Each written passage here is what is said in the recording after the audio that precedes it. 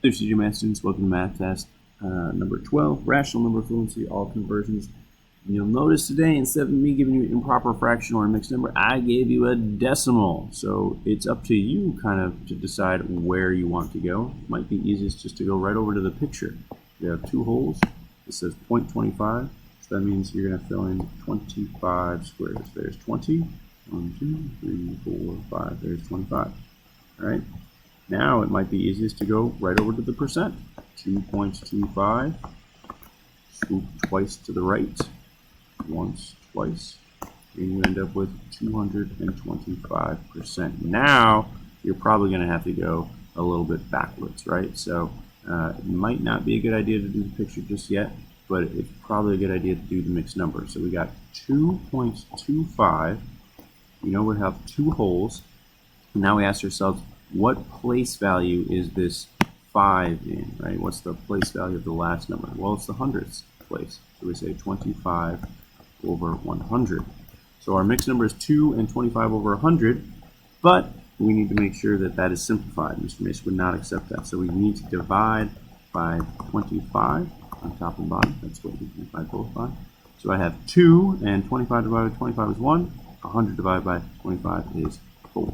Now I have 2 and 1/4. Now I can probably do my picture if I want. So there's breaking these blocks up into fourths because my denominator was 4. And I get to color in two holes. There's one hole. There's a second hole. And then I just do 1/4. So there's one piece of 1/4. Right? So you got 2 and 1/4. Now I can prove it mathematically, or I could count up the boxes. I should get the mixed number of 9 over 4. So let's prove it mathematically, right? So there's 2 and 1/4. I do my whole number times my denominator, 2 times 4, which is 8. Add it to my numerator, that's 9. And remember to keep your denominator, right? Your denominator here is 4. So keep your denominator of 4, 9 over 4. So now I can go over and take half and double it. So I have 9 over 4 divided by 2 over 1. Remember, when we divide, we flip the second fraction, change it to multiplication. So 9 over 4, so multiply straight across. I have 9 over 8. Mr. Mason will not accept that. That's an improper fraction, right? So I have to ask myself, how many times does 8 go into 9? 1 time, with 1 left over. 1 and 1/8. And remember, again, you keep your denominator, right? And I'll try 9 over 4 times 2 over 1. And I'll multiply straight across.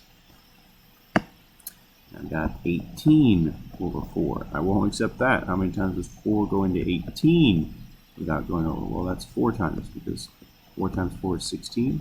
So I have 4 and 2/4. Mr. Mason would not accept that either, because you got to simplify that by dividing both sides by 2. So I have 4 and 1/2. Right? So you're going to be working with decimals today. I would suggest do the picture first, then do the percent. Then you're going to take always this decimal over to this mixed number and try and break it apart. Always asking yourself, what's the place value of the last digit or decimal? And whatever the place value is, if it's tenths, you put it over 10. If it's hundredths, you put it over 100. If it's thousands, you put it over 1,000. And then always try and simplify. All right, lots of practice today so that we can get really good at this and knock our homework out of the park.